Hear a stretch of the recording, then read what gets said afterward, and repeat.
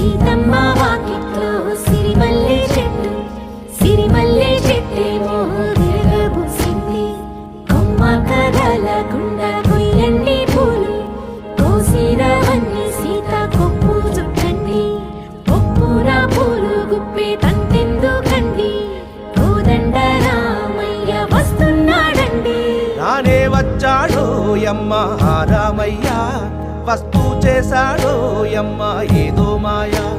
రానే వచ్చాడో యమ్మ రామయ్య, వస్తూ చేశాడో యమ్మ ఏదో మాయా.